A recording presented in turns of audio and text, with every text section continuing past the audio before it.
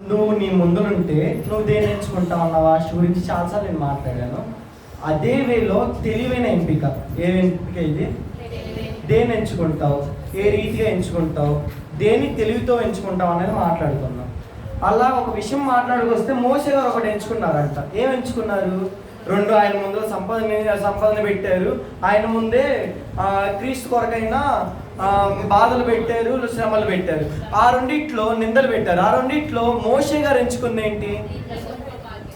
హెబ్రీయులకు రాసిన పత్రిక 11వ అధ్యాయము 24వ వచనం. మోషే పెద్దవాడైనప్పుడు ఇక్కడ ఏం మాట్లాడుతున్నాడంటే ఈ ధనం అనేది ఎలా చూసుకోవాలంటే మన లగ్జరీ థింగ్, సుఖమోగాలు, సుఖాన్ని అనుగ్రహించేయి. ఎక్కడున్నప్పుడు ఈ ధనం ఎప్పటి వరకు నీకు ఉపయోగపడుతుంది? భూలోకంలో. అంటే ఈ లోకంలో ఉన్న సుఖాలు సంతోషాలు ఒకవైపు, రెండో వైపు ఏముంచారంట ఆయనకి? ఈ లోకంలో పడే శ్రమలు. ఈ రెండు ఎక్కడి వరకు ఉన్నాయి? రెండు ఈ లోకం వరకే ఉన్నాయి. శ్రమలైనా జీవించినంత వరకే, సుఖమైన జీవించినంత వరకే. ఈ జీవం గురించి మోషే గారు ఏం ఎంచుకున్నారంటారు?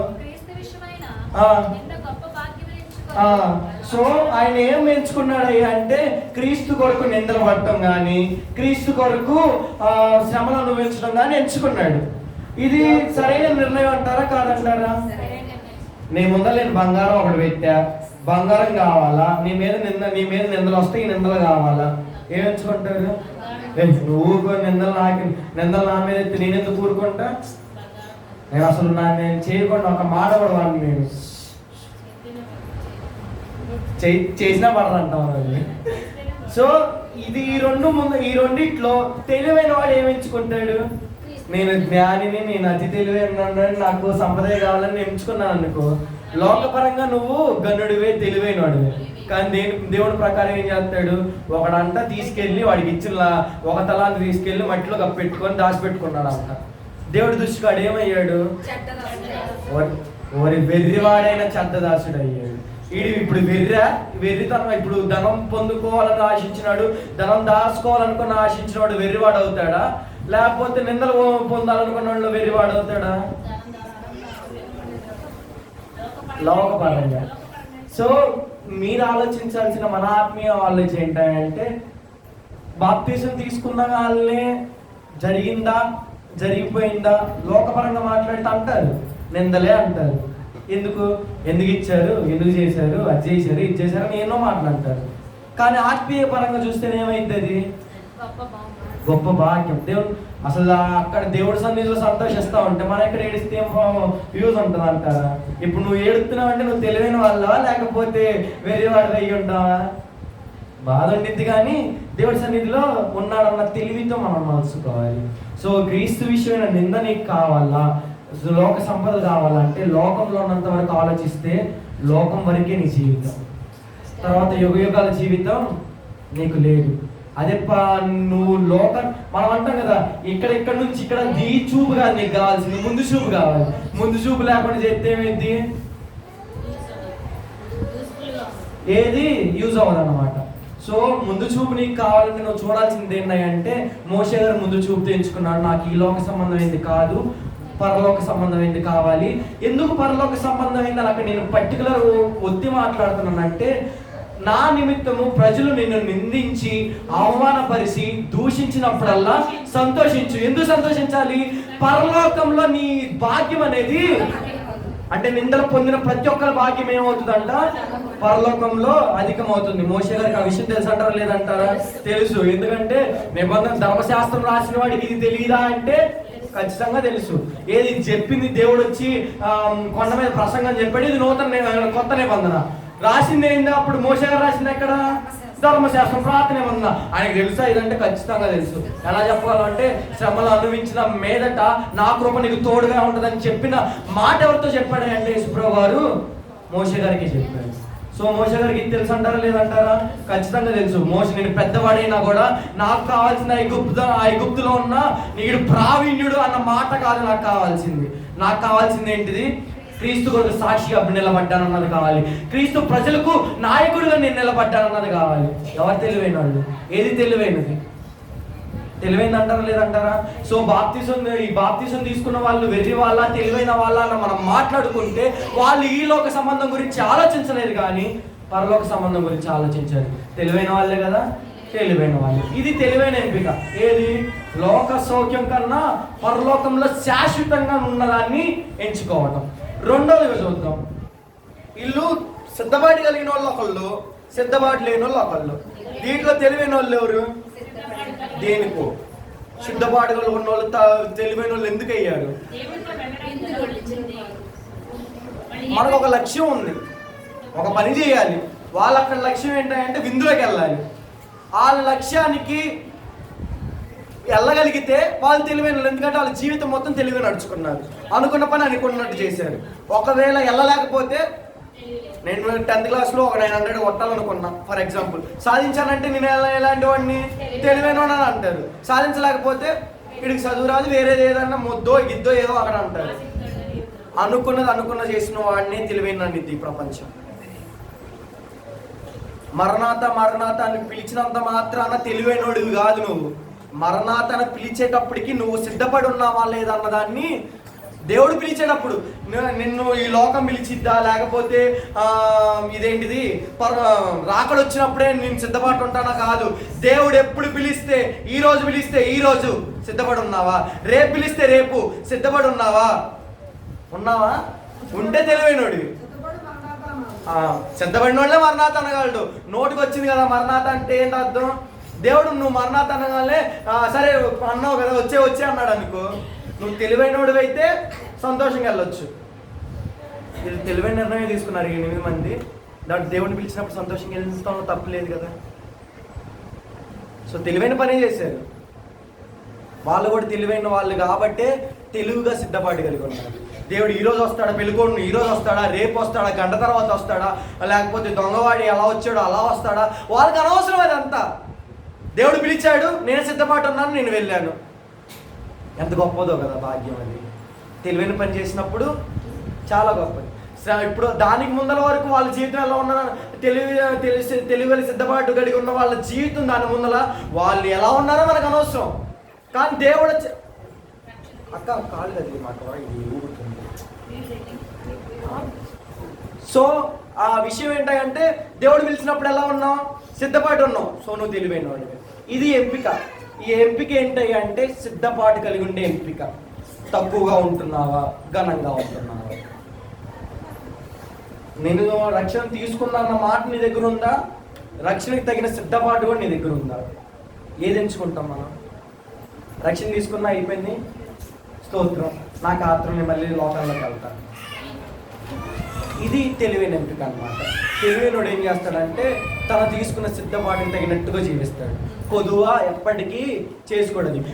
వాక్యం అనే నీటిని కొదువు చేసుకోడు, పరిశుద్ధాత్మ అనే నూనెని కొదువు చేసుకోడు, తైలం కూడా కొదువ చేసుకోడు. ఈ తెలివైన ఎంపిక ఏంటి అంటే సిద్ధపాటు కలిగి ఉండే ఎంపిక. మూడోది మాట్లాడుకుందాం. ఈయన ఏంటంటే ఈయన ముందర లోక సంతోషం ఉంది ఒకవైపు, రెండో వైపు నేను పాపం చేస్తే దేవునికి విరోధం అవుతానన్న సిచ్యువేషన్ ముందుంది. ఈ రెండిట్లో యోసేపు ఏం ఎంచుకున్నాడు? ఆదికాండం 39వ అధ్యాయము 9వ వచనం.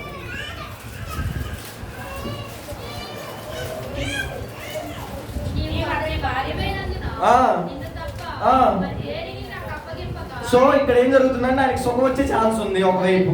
ఈ లోకపరంగా ఇందాక మాట్లాడుకున్న మోషే ప్రకారం జీవితంలో ఎలా అయిందో ఇక్కడ కూడా యోసేపుకి ఏముందంటే లోకపరంగా సుఖం ఉంది, కంటి ముందర లోకపరంగా సంతోషం ఉంది. ఇది శయకాలమో లేకపోతే శనికావేశమో లేకపోతే అల్పకాలమో ఏదైనా అని అప్పటికైతే సంతోషం వచ్చింది. ఇది ముందులో ఉంది యోసేపుకి. పక్కన ఇంకోటి ఏముందంటే ఒకవేళ ఈ పాపానికి నేను లొంగిపోతే దేవుని దృష్టికి ఏమవుతానంట? అక్కడే ఉంది చాలు. ఘోరమైన దుష్కార్యం చేసిన వాళ్ళు అవుతారు. ఘోరమైన ఈ పాపాన్ని నేను ఎలా చేసుకుంటానని ఈ రెండు ఉన్నాయి. లోకపరంగా ఆలోచించండి. లోకపరంగా సుఖం కావాలా నీకు, లేకపోతే ఇంకేమైనా కావాలా? తెలివైన వాడు ఏం చేస్తాడు? చూస్తుంటాడు. నువ్వు ఆత్మీయంగా తెలియకుండా ఏం చూస్తావు? ఈ అల్పకాలం కాదు, ఇది శనికాలం, శనికావేశం మాత్రమే. ఇది శాశ్వతమైంది కాదు. ఇది శాశ్వతంగా నిలిచేది ఎక్కడ లేదు. లోకంలో శాశ్వతంగా ఏదైనా ఉందా అంటే ఏది లేదు. అది డబ్బని, లేకపోతే మత్తులవని, లేకపోతే శరీర సుఖమని, ఏదైనా శాశ్వతం అనే పేరు ఈ లోకానికి పనికిరాదు. ఈ భూమి మీద ఏమంటంట, ఈ క్షణికమైన వ్యర్థం దాని నుంచి వదిలేసి వెళ్ళిపోతేనే బాధపడుతున్నాం కదా మనం. ఎట్లయితే తెలివైంది అనేది కదా. మా అన్నం తీసి కదా ఏదైనా చేయటం. సో ఈ లోకపరంగా సుఖమైన ఏ సుఖాలు అనుభవించుకొని వెళ్ళాడంటే ఈ నెలల రోజులు ఉండేది ఆ సుఖాలు, రోజులు ఉండే ఆ సుఖాలు. ఏదైనా ఈ లోకంలో సుఖాలు నువ్వు పడ్డావంటే లెక్కలు పెట్టుకుంటూ చెప్పొచ్చు. నేను ఆ రోజు సుఖంగా ఉన్నా, ఏ రోజు సుఖంగా ఉన్నా, అప్పుడు నవ్వుకున్నా, ఎప్పుడు నవ్వుకున్నా, ఏళ్ళ మీద లెక్కలు వేసుకొని చెప్పొచ్చు. అదే పరలోకం గురించి మాట్లాడితే ఎలా ఉండిద్ది? యుగ యుగాలు దేవుడు స్థితి సంతోషంగా ఉన్నా, యుగ యుగాలు దేవుడి సన్నిధిలో సుఖంగా ఉన్నా, యుగ యుగాలు నేను పరలోక రాజ్యంలో బంగారు వీధుల్లో ఆ అంత అందమైన పట్టణంలో తరతరాలు నడుస్తా ఉన్నా. ఏది తెలివైంది? ఏది తెలివైన ఎంపిక? పిల్లోడిని చూడాలా?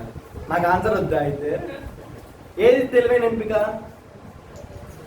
రోజువారీ ఉన్న సుఖాలు ఎంపిక, లేకపోతే తరతరాలు పరలోక రాజ్యంలో సంతోషించేది ఎంపిక?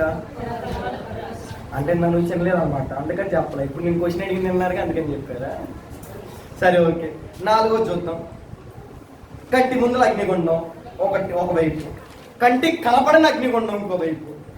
కంటికి కనపడట్లేదుగా, ఈ కంటికి కనపడే అగ్నిగుండం నుంచి తప్పించుకుంటే సరిపోయింది కదా తెలివైన వాళ్ళు. వాళ్ళు ఏం చెప్పారు? షడ్రక్ మేషక్ అభిజ్ఞులు ఏం చెప్పారు అంటే, నువ్వు ఈ అగ్నిగుండంలో వేస్తే మా శరీరం కాలేంత వరకే మాకు బాధ. ఒకవేళ నిత్యాగ్నిలోకి నేను వెళితే యుగ యుగాలు కాలాలి. అది కనపడుతుందా నీకు? కనపడుతుందా? కనపడని దాని గురించి ఎందుకు ఆలోచించు? కనపడి ఈ అగ్నిగుండం నుంచి తప్పించుకోరాదని అనుకొని తెలివైనోడు అన్నాడు అనుకో. అందుకని వాళ్ళు ఏమయ్యారంటే, వాళ్ళకి ఇచ్చిన పేర్లు ఏంటంటే, ఆ బబులోన్ దేశంలో ఈ నలుగురు జ్ఞానులై ఉన్నారు. వాళ్ళు జ్ఞానులు కాబట్టి జ్ఞానంతో ఎంచుకున్నారు. ఏంటి? పోతే పోయానా 7 నిమిషాలు 10 నిమిషాలు ఉంటుంది ఇంట్లో. అక్కడ కంటి ముందర శోధనలు నేను జయించడానికి శోధన జయించకుండా లొంగిపోయాను అనుకో, అక్కడ శోధింపబడాలి. అక్కడ శోధించేవాడి పేరే శోధకుడు. కంటి ముందలున్న దాన్ని తప్పించుకోవడానికి కంటికి కనపడని దాన్ని నేను ఎందుకు నమ్మాలని అన్నావు అనుకో, నువ్వు తెలివైనవాడు అంటావా తెలివి తక్కువవాడు అంటావా? నిరీక్షణ అంటే అదే. ఏమవుతావు నువ్వు? తెలివైనవాడు అంటావా తెలివి తక్కువవాడు అంటావా? కంటి ముందు ఉన్న దానికి లొంగిపోమాట. కంటి ముందు శ్రమలు కనపడంగానే అమ్మో శ్రమలు వచ్చేసి ఇప్పుడు వద్దు బాప్తీసం, మా ఆయన ఒప్పుకోట్ల, అది ఒప్పుకోట్ల, వీళ్ళు ఒప్పుకోట్ల, వాళ్ళు ఒప్పుకోట్ల, అది జరిగిద్ది, ఇది జరిగిద్ది, పెళ్ళిలో ఈ కంటి ముందర కనిపించేదాన్ని ఆలోచించావు అనుకో, కంటకు కనపడని దాని గురించి నువ్వే సమాధానం ఇవ్వాలి. తెలివైన దానివా తెలివి తక్కువ దానివా? తెలివైన వాడివా తెలివి లేని వాడివా? లోకంలో పెళ్ళిళ్ళైనా ఎంతకాలం సుఖంగా ఉంటావు. ఒకవేళ ఆ గడియ దాటిపోయిన తర్వాత దేవుడు పిలిచాడు అనుకో, లేదు దేవుడే వచ్చాడు అనుకో, బాప్తీసం లేకుండా ఏం చేస్తాం? సమయం ఉంది, ఏమైంది, ఇంకో సంవత్సరం పెంచవచ్చుగా, ఇంకో సంవత్సరం పెరగొచ్చుగా, పెళ్ళప్పుడు చూసుకుందాంలే, పెళ్ళైన తర్వాత అలా ఒప్పుకుంటే చూసుకుందాంలే. అవవి ఇవన్నీ దేవుడు మీరు ఇట్లాంటి ఏవో చేస్తారని చెప్పి నేను ఎప్పుడు వస్తానో మీకు తెలియకుండా అని కనుమరుగు చేశాడు ఆయన. ఎందుకు? రేపు వస్తాడంటే దాని ముందు రోజు వచ్చి నేను బాప్తీసం తీసుకుంటాను. అలాంటి ఇంకా తెలివైన వాడు ఉంటాడుగా, ఆడొచ్చి రేపు దేవుడు వస్తాడంటే ఈరోజు బాప్తీసం తీసుకుంటా. కాబట్టి తెలివిగా నలుచుకోవాలంటే కంటి ముందున్న శ్రమలు కాదు, కంటి ముందులుండే అడ్డంకులు కాదు, కంటి ముందుండే బలహీనతలు కాదు కావాల్సింది. కంటికి కనపడని దానికోసం, నువ్వు నిరీక్షిస్తున్న దానికోసం నువ్వు ఆశగడి ఉండాలి. అప్పుడు మాత్రం ఏమవుతావు అంటే తెలివిని ఎంపిక చేసుకున్నవాడు అవుతావు. ఒక ఆయన వచ్చాడు, దేవుణ్ణి బోధకుడా అని పిలిచి, నేను 10 ఆజ్ఞలు పాటిస్తున్నా, దేవుడి కట్టడలు పాటిస్తున్నా, దేవుడు పుట్టిన దగ్గర నుంచి దేవుడిని చేస్తున్నా, నేను పరలోక రాజ్యం వెళ్తానా? ఎవరు నీకు ఒకటి కొద్దువై ఉందరా, ఈడు చేసుకున్న ఎంపిక చూడండి. ఈడు తెలివైన వాడు అంటారా, తెలివి తక్కువ అని అంటారా, మీరే ఆలోచించండి. ఈడేమో ఏం చేశాడంటే దేవుడు అడగగానే దేవుడు ఒకటి అన్నాడు, నీకున్న ఆస్తిని పేదలకు ఇచ్చి నువ్వు అమ్మటరా అన్నాడు. ఈడేం ఎంపిక చేసుకోవాలి? కొంతమంది అంటారు దేవుడితో కలిసి ఉండటం ఎంతో గొప్ప భాగ్యం అని ఎంచుకున్నా అంటారు కొంతమంది. కానీ ఆ గొప్ప భాగ్యాన్ని వదిలిపెట్టి సంపద కోసం వెళ్ళాడు. తెలివైనోడో తెలియలేనోడో మీరు చెప్పండి. అంటే పిల్లలు సంపాదించకపోయినా పర్లేదు మీకు చెప్పండి, మీరే చెప్పండి. ఇప్పుడు ధనము గొప్ప, ఇప్పుడు ధనంతో ఉండటం గొప్ప అంటారా, లేకపోతే దేవునితో కలిసి ఉండటం గొప్ప అంటారా? అంటే ధనం మా పిల్లలు సంపాదించకపోయినా పర్లేదు, వాళ్ళు అమ్మ కావాలి బాబా కావాలంటే అవ్వదమ్మా. విషయం ఏంటంటే నువ్వు దేవుళ్ళలో ఉన్నావంటే ఈ లోక సంబంధంగా ఐశ్వర్యం నీకు ఉన్నట్లే పరలోక సంబంధమైన ధనవంతుడు కూడా నువ్వే ఉన్నట్లే. అది వాడికి తెలీదా పాపం, అది ఆడికి అర్థం కాల. నాకు ఈ సంపద ఉంటేనే సమృద్ధి వచ్చింది, నాకు ఈ సంపద ఉంటే నేను ఘనం అవుతా, నాకు ఈ సంపద ఉంటేనే నేను గొప్పవాడిని అవుతాను అనుకున్నాడు. కానీ వాడు విడిచిపెట్టింది ఏంటంటే ఆయనతో కూడా ఉన్న వాళ్ళని ఆయన ఐశ్వర్యం చొప్పున ప్రతి అవసరం తీరుస్తాడని వదిలిపెట్టాడు. నాన్నగారు చెప్తాను, నాన్నగారు ఆగండి, అది కూడా ఎంపిక ఉంది. సో ఆడు వదిలిపెట్టిన వాళ్ళు ఆయన తీసుకున్న ఎంపిక ఏంటంటే ధనమైన ఎంపిక ఎంచుకున్నాడు. కానీ ఒక ఆయన ఉన్నాడు, ఈయనకి దేవుడి గురించి తెలుసు కానీ దేవుని దగ్గరికి ఎప్పుడు చూడాల. కానీ ఒక ఆశ ఉంది, ఏంటయ్యా అంటే చూడాలని. నాన్న పేపర్ లీక్ చేశాడు కదా ఎప్పుడు, నేను లోక సమర్థ 19 జరగండి. ఏసు ఎవరో చూడాలి, ఏసు ఎవరో నాకు కావాలి, నాకు ఆ లక్ష్యంతో ఎక్కాడు. ఈయన ముందల దేవుడు ఉంచలా, లోకం కావాలా నేను కావాలన్న ప్రశ్నే ఉంచలా. తన్ను తానే అర్థం చేసుకున్నాడు, తన్ను తానే అర్థం చేసుకున్నాడు. ఏం చేశాడయ్యా అంటే నాకున్న ఆస్తిలో సగభాగము ఇంకో సగభాగంతో నేను బతికేస్తాను. ఏం చెప్పాడంటే సగభాగం పేదలకి ఇస్తా, ఇంకో సగభాగం ఏం చేస్తా, సగభాగం ఉంది నేను సంతోషిస్తా. మరి ఆయనకి ఏముంటుంది అక్కడ? ఎదరికి తెలియంది ఈయనకి తెలిసింది ఏంటయ్యా అంటే అక్కడ ధనం ఉంటే సంతోషంగా ఉంటాను అనుకున్నాడు, రూపాయి కూడా లేకపోతే నేను వేస్తూ ఉంటే సంతోషంగా ఉంటా అనుకున్నాడు. ఎవరు? జక్కయ్య. ఏ ఎంపిక తెలివైంది? డబ్బులు పెడుతున్నారు, డబ్బులు తడబోస్తున్నాడు, డబ్బులు పారబోస్తున్నాడు, చర్చికి అనుకునే వెర్రి వాళ్ళకి చెప్పే మాట ఏంటయ్యా అంటే నువ్వు పెట్టిన ప్రతి ఒక్క రూపాయి పరలోకంలో అధికమైన బహుమానం నీకు తెచ్చి పెడతాడు. దేవుడికి పెట్టాలా, దేవుడికి ఇవ్వాలా, సరి చేయాలా. నిజంగా మా గట్టిగా మాట్లాడాలంటే నేనే మా నాన్న చూసి మా నాన్న 3 రోజుల నుంచి మా అమ్మని తిట్టుకుంటా. ఎందుకంటే అన్ని అకౌంట్లు కలిపితే కనీసం 20,000 పైన లెక్క తేవాల, 50,000 పెట్టారు దానికి. ఎట్ట పెడితే ఇంకెప్పుడు కలుగుకుంటామని నా టెన్షన్ నాది, వాళ్ళ టెన్షన్ వాళ్ళు. ఇంకా కట్టుకోవాల్సి, ఇదేమన్నా ఏప్రిల్ ఎండింగ్ అనుకుని నెలాఖరు అనుకున్నాం అనుకో, నెలాఖరు కదా ఇంకో నెల వస్తే చూసుకోవచ్చు అనుకోవచ్చు. కానీ నెలలో మూడో వారకే మొత్తం ఖాళీ చేశారు ఖజానా మొత్తాన్ని. ఈయన కానీ ఏమంటారు తెలుసా, దేవుడు చూసుకుంటారు ఫోన్ కొని అంటారు. నాన్నగారు అర్థం కావట్లేదు నాన్నగారు, నెల మొత్తం ఉండాలని. నాకు అప్పుడు తెలియలే, ఈరోజు చదివేటప్పుడు తెలిసింది. ఈ ధనం కాదు విలువైంది, ఇది కాదు విలువ. నువ్వు 50,000 పెట్టావా, దానికి 50 లక్షలు ఆశీర్వాదం దేవుడు పరలోకంలో నీకు వచ్చిందని. మీరు ఎంతైతే ఖర్చు పెట్టారు ఈరోజు ఎంతైతే ఖర్చు పెట్టుంటారో దానికి దేవుడు 2 బహుమానం పరలోకంలో దేవుడు దాచించాడు. అది డాడీ తరపున మీరు ఇక్కడ పేరు తరపున ఇక్కడ పెట్టారేమో, అక్కడ ఆ భాగ్యం ఎవరు అనుభవిస్తారా అంటే కన్ఫామ్గా డానీ అనుభవిస్తాడు. కుటుంబం మొత్తం అనుభవించాలి. మనిషి ఆశాజీవని భలే చెప్తారక్క. సరే, ఈ తెలివైన ఎంపిక చూసాం. ఒకడేమో ధనం ఎంచుకున్నాడు, ఒకడేమో క్రీస్తు గురించి ఎంపిక ఎంచుకున్నాడు. ఒక ఆయన ఉన్నాడు, దేవుడు దేశాన్ని వదిలి రమ్మంటే వచ్చాడు. ఆయనతో పాటు ఇంకో ఆయన కూడా వచ్చాడు. ఎవరిని? ఆయన నమ్మి ఎంచుకోమన్నాడు. ఇప్పుడు గొడవ అయింది, ఎంచుకో నువ్వు. గొడవ అవ్వగానే మనకి ఎంచుకోవటాలు వస్తాయి. దాని ముందు వరకు ఇది ఎంచుకుంటాం అది ఎంచుకుంటాం ఎవడికి కనపడదు. గొడవ అవ్వగానే నీది గొప్ప నేను గొప్ప, నీకు కావాల్సిన భాగం అయింది, నాకు కావాల్సిన భాగం అయింది. అది అది ఎప్పుడు వస్తుంది ఈత హెచ్చు తగ్గులు అంటే గొడవ అయినప్పుడే వస్తాయి. అక్కడ వాళ్ళిద్దరికి కూడా వచ్చింది. ఆయన ఏమి ఎంచుకున్నాడంటే ఇది యెహోవా తోట. అదిగా అన్నాం 13 అధ్యాయం 10వ వచనం.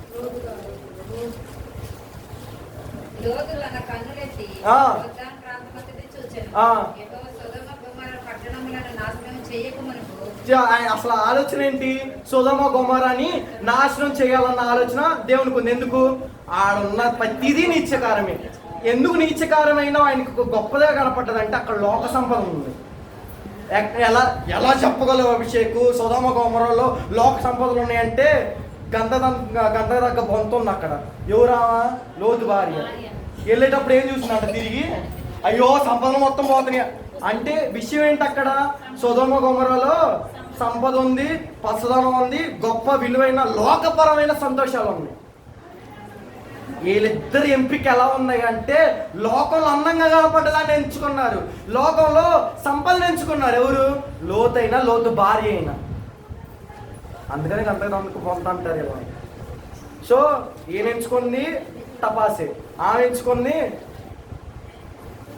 మనం ఎంచుకోవటం వల్లే కుటుంబం నిలబడుతుంది అన్నది మనకు అర్థం కాదు.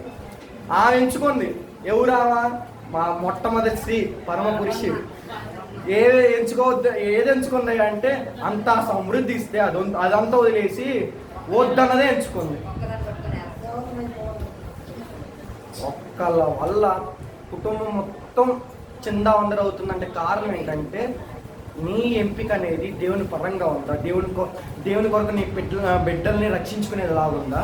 లేకపోతే ఈ లోకపరంగా సంతోషాలను చూసుకొని లేకపోతే వాళ్ళకి తగిన సమయంలో చేయాలన్న సంతోషాలతో ఆగిపోయావు అనుకో. ఎలా అయితే అక్కడ వాళ్ళు తెలివిలేని ఎంపిక చేసుకున్నారో వాళ్ళు చూసి ఇప్పుడు నేను చెప్తుంటే బాగా నవ్వుకుంటున్నాం. మనం ఒకనొక టైంలో ఎంచుకునే విషయంలో మనం కూడా అదే చేస్తాం. సో ఈ లోతు గురించి మనం చూసాం. యెహోవా తోట అనుకున్నాడంట. ఎప్పటి వరకు యెహోవా తోట అంటే లోకపరంగా ఉన్నంత వరకే అది సమృద్ధి కలిగిన తోట. నిజానికి శరీర సంబంధంగా కాకుండా ఆత్మీయ సంబంధంగా ఆలోచిస్తే అది ఎలాంటిదంటే దుర్నీతి విషయంలో, దుష్కార్యం విషయంలో, శాపం గురించి మాట్లాడుకున్న ప్రతిసారి సొదొమ గొమొర్రా అక్కడ ఖచ్చితంగా ఉంటుంది. తలుపులు ఎత్తారా? తపాసు. లోపలికి వెళ్ళారా? ఆ ఆస్తి మొత్తం పోయిద్ది. లేదు అక్కడికి వెళ్ళారా? ఆ మనుషులు చూసి ఈ మనుషులే, అబ్బాయిని చూసి అబ్బాయిలే పాపం చేయడానికి వచ్చారు ఆడికి. కానీ బయట నుంచి చూస్తే ఎలా ఉంది? అయ్యే వాళ్ళకి సంతోషకరమైంది, అయ్యే సంతోషంగానే ఉంది ఆ తోట. కానీ ఆత్మీయ సంబంధంగా చూస్తే అక్కడ ఒక్క పౌరం కూడా అరకాలు కూడా పెట్టలేదు. లోతు అడ్జస్ట్ అయ్యాడంటే ఇంకా ఆయన మేము ఇది డెసిషన్ తీసుకున్నా తప్పదు, నేను ఎక్కడే ఉండాలి. డెసిషన్ తీసుకోక ముందు ఆలోచించవచ్చుగా, అది ఉండదు. ఇది ఎంపిక అయింది. సో ఇన్ని ఎంపికలు ఆలోచించుకున్నాం. బాప్తీసం తీసుకోవటం కరెక్టా కాదా? తెలివైన ఎంపిక చెప్పండి. నేను ప్రతిదానికి మీరు ఒక్క ఆన్సర్ చెప్పినా నేను దానికి సంబంధించి క్వశ్చన్ అడుగుతా, ఆన్సర్ రెడీ అయ్యాను. బాప్తీసం తీసుకోవటం తెలివైన ఎంపిక కాదా? ఎలా చెప్పగలరు? నువ్వు తెలివైన ఎంపిక అంటున్నావు. మనం ఎవరైనా అడుగుతాం, నీ కాకుండా ఎవరైనా ఉన్నారు ఇంట్లో నా అమ్మాయి కానీ పెళ్లి చేయాలి, బాప్తీసం తీసుకోకపోతే పెళ్లి చేయరు, బాప్తీసం తీసుకుంటే పెళ్లి చేయరు అన్నారు. మన వరకు వద్దు, మిగతా వాళ్ళ గురించి ఆలోచించుకోండి. ఒక ఆయన వచ్చేసి చర్చిలో చాలా బలం పడ ఆయనే ఎందుకు ఇచ్చారు బాప్తీసం అని అడుగుతారు. అలా అడిగితే ఏంటి అసలు ఏం చెప్తాం ఆన్సర్? అంటే వాళ్ళ దృష్టికి ఎలా ఉంది అది? ఏది ఎంచుకుంటున్నాం? ఒకళ్ళు వచ్చి బాప్తీసం తీసుకుంటేనే పెళ్ళి అయింది కాబట్టి బాప్తీసం తీసుకోవాలంటారు. అది ఒకళ్ళు ఎంపిక. సో అడిగిన ప్రతి ఒక్కరు నోరు విప్పి చెప్పిన ప్రతి ఒక్కరు ఒప్పుకున్న ప్రతి ఒక్కళ్ళు దేవుడు చూశాడు, దేవుడు విన్నాడు. ఆ ప్రతి ఒక్కళ్ళు మీ కుటుంబంలో బాప్తీసం ఎందుకు దూరం అయింది, లేట్ అయింది అన్న క్వశ్చన్ వస్తే ఆన్సర్ చెప్పగలరా? తెలివి ఒప్పుకున్నారు, ఆన్సర్ చెప్పగలరా? కొంతమంది ఇంకా డీలింగ్ మాట్లాడుకుంటారు, దేవుడితో డీలింగ్ మాట్లాడు. తెలివైనోడు అంటే వాడికి అతి తెలివైన కూడా ఉంటాడు. ఆయన ఏమంటాడంటే దేవుడు మా అబ్బాయిని 10th క్లాస్ పాస్ చేయని ఇప్పిస్తాం, పెళ్లి చేయని ఇప్పిస్తాం, జరగని ఇప్పిస్తాం. అదే తెలివి, అతి తెలివి. అతి తెలివి ఉంటే ఎలాంటివి ఉంటాయి అంటే ఇలాంటివి ఉంటాయి. నిన్ను దేవుడు ఉండమంది తెలివైన బుద్ధిగలవాడిగా ఉండమన్నాడు, కానీ అతి తెలివి ప్రదర్శించమాక. అతి ఎప్పుడైనా, అతి తిండైనా, అతి తెలివైనా, అతి నిద్ర అయినా, అతిగా మాట్లాడే మాటలైనా, ఏది అతిదైనా, అతిగా చేసే ఆఖరికి ప్రార్థన అయినా. ప్రార్థన గంటలు గంటలు చేయాలి దేవుడితో, గంటలు గంటలు ఉండాలి దేవుడితో అంటే విస్తారమైన ప్రార్థనలో దోషం ఉండకుండా మానదు. అదొద్దులే కానీ మనకి తెలివైన ఎంపిక చేసుకుందాం. ఈ 8 మంది ఈరోజు తీసుకున్న వాళ్ళు ఎంచుకుంది ఏంటంటే, ఏం ఎంచుకున్నారంట? లోక సంబంధ సమస్యలు వచ్చినా పర్లేదు, లోక సంపద నాకు దూరమైనా పర్లేదు, నేను ఆలోచిస్తున్న ఆలోచన ఏంటంటే పరలోక సంబంధమైంది ఉంటుంది. కొంతమంది హృదయపూర్వకంగా వస్తాను అనమాట. అలా ఇప్పటివరకు నేను పాపం చేసి ఉన్నా, పాపాలు చేశాను, నేను అసలు నిజంగా చెప్పాలంటే ఘోర పాపిని. ఒకవేళ దేవుడు రేపు వస్తే బాప్తిసం తీసుకోకపోతే నేను ఏమవుతానన్న భయంతో కొంతమంది ఉంటారు. సో వాళ్ళు తీసుకుంటే వాళ్ళు నిజంగా చెప్పాలంటే వాళ్ళే తెలివైన, ఏ సమయంలో ఏది చేయాలో తెలిసిన వాళ్ళు. సో వాళ్ళ స్థితిని గుర్తించుకున్నారు కాబట్టి ఈ 8 మంది అయినా సమయం వస్తుంది. సమయం ఉన్నప్పుడే రక్షణ. ఈరోజే సమయం అనుకున్నారు, రక్షణ తీసుకోవటం ఈరోజే అన్నారు. ఆలస్యం చేస్తే మేలు జరుగుతుందన్నమాట ఎక్కడైనా జరుగుద్ది, కానీ దేవుడి విషయంలో, రక్షణ విషయంలో ఆలస్యమైందంటే అమృతం ఖచ్చితంగా విషయం అవ్వాల్సింది. నిదానమే ప్రధానం అన్న సామెతలు లోకపరంగానే ఉంచుకోండి. నిదానమే ప్రధానం, నిదానమే గొప్పతనం అనుకున్నది మీరు చేసే పనులు ఉంచుకోండి, కానీ రక్షణ విషయంలో ఆలస్యం ఎప్పుడైనా అమృతాన్ని విషయాన్నిగా మారుస్తుంది. ఆ విషయం వరకు వెళ్ళొద్దు. ఎందుకంటే ఒకవేళ ఇదే సిచ్యువేషన్ ఆలోచించుకొని మనం ఒకవేళ సంవత్సరం బాప్తిసం వచ్చేది డానికి కానీ వీళ్ళకి కానీ 1 సంవత్సరం లేట్గా ఇచ్చి ఉండుంటే ఎలా ఉండేది? కనీసం చెప్పడానికి నాకు కానీ మా నాన్నకి కానీ మాట కూడా ఉండేది. సో జరిగింది విషయం గొప్పదంటారా? తెలివైందే జరిగిందా?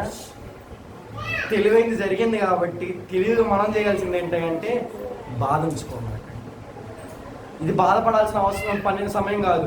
ఎందుకు బాధపడాల్సిన కూడా సమయం అంటే పరలోకం మొత్తం ఆనందించేది ఒకే విషయంలో.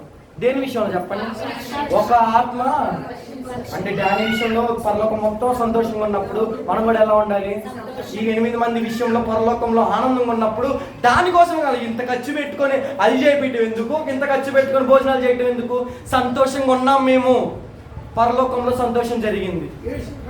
ఏడ్చిన వాళ్ళే చెప్తుంది సంతోషంగా తల్లిలో మరి ఎందుకు ఏడ్చారు? సో ఆనందం కవర్ డ్రైవ్, చిక్కటి కవర్ డ్రైవ్ అనమాట ఇది. సో అవి కాదు, కానీ దేవుడి విషయంలో నింద పొందటం కూడా గొప్పదైన భాగ్యం అంచుకొని ఈ 8 మంది చేసుకున్నారు. దీనివల్ల వీళ్ళకి వచ్చిన ఉపయోగం ఏంటంటే నమ్మి బాప్తిసం పొందిన వారు ఫస్ట్ రక్షింపబడ్డారు. రెండోదిగా మనం చూస్తే జీవగ్రంథంలో ఎవరి పేరైనా రాయబడినట్టు కనపడకపోతే ఏమవుతారంట? అగ్నిగుండం. వీళ్ళ తెలివైన ఎంపిక వచ్చిన రిజల్ట్ ఏంటంటే ఫస్ట్ ఇది రక్షింపబడ్డారు, రెండవది అగ్నిగుండం నుంచి తప్పించుకోబడ్డారు, మూడవది పరలోక రాజ్యంలో చేరాలంటే ఏం చేయాలి అంటే ఒకడు కొత్తగా జన్మిస్తే గాని. కొత్త జన్మించడం అంటే మళ్ళీ నేను అమ్మ కడుపులోకి వెళ్ళి మళ్ళీ కొట్టుకున్నానా? కాదేంటి? సో బాప్తిసం తీసుకోబట్టి ఏం జరిగింది అంటే పరలోక రాజ్యం కూడా వచ్చింది. సో ఈ 3 విషయాలు ఎప్పుడు జరుగుతున్నాయి అంటే బాప్తిసం. తెలివైన ఎంపిక కాదంటారు ఇది. బాప్తిసం తీసుకోవటానికి రెడీగా ఉన్న వాళ్ళకి ఇచ్చే సందేశం ఏంటంటే బాప్తిసం తీసుకోవటం తెలివైన ఎంపికే. తెలివి తక్కువది ఎప్పటికీ కాదు. ఇదేం పుచ్చుకోవడం కాదు, దిగటం కాదు, తెలివైన ఎంపిక ఇది. తెలివిగా ఎంచుకుంటే పరలోక రాజ్యం ఇది అంటారు కదా. ఆలస్యం చేసిన ఆశాభంగం కలుగుతుంది. ఆలస్యం వద్దు. ఎందుకు? నేడే, ఈ రోజే మన స్టోరీ వద్దే. బయట కాన్ వేస్తారు కదా, ఆలస్యం చేసిన ఆశాభంగం. ఈ రోజే రండి, నేడే రండి అనుకుంటా. నేడే అలాగే ఉండిద్ది అనమాట. ఇది కూడా దేవుడి రక్షణ కూడా నేడే, ఆలస్యం లేదు. ఎందుకంటే మీరు నేడే తీసుకోవడం వల్ల ఉపయోగాలు ఏంటంటే పరలోక రాజ్యంలో ఆనందిస్తారు. ఎంతకన్నా ఆశీర్వాదం ఏముంది? ఈ 10 మహా అయితే అధిక బలం ఉంటే నేను 70 సంవత్సరాలు బతుకుతాయడ. అది కూడా ఆయాస్కరంగానే బతుకుతా. ఈ 70 సంవత్సరాల కోసం యుగగాలు నేను ఎందుకు రాజీ పడాలి? నేను అసలే రాజీ పడాలి, నేను తగ్గేది లేదు. ఆ బాపత అనమాట. ఏంటి? ఈ లోకంలో నాకొద్దు, ఆ పరలోకంలో చాలు అనుకొని ఆనందంగా ఉండాలి. ఆ ఆనందాన్ని ఈరోజు పొందుతున్న 8 మందికి ఆనందం, రక్షణ అని దావీదు ఏదైతే రక్షణ ఆనందం అన్నాడో ఆనందం కలకాలం మీ తీసుకున్న ప్రతి ఒక్కరికి దేవుడు దయచేయను గాక. ఎవరైతే దేవుని సన్నిధిలో ఖర్చు పెట్టినా, నైవేద్యం చేసినా, లేకపోతే బోర్ వేయించినా, ఏ చేసినా వాళ్ళ ఫలితము పరలోకంలో అధికమవును గాక. దేవుడి మాటలు దీవించి ఆశ్రయించిన గాక.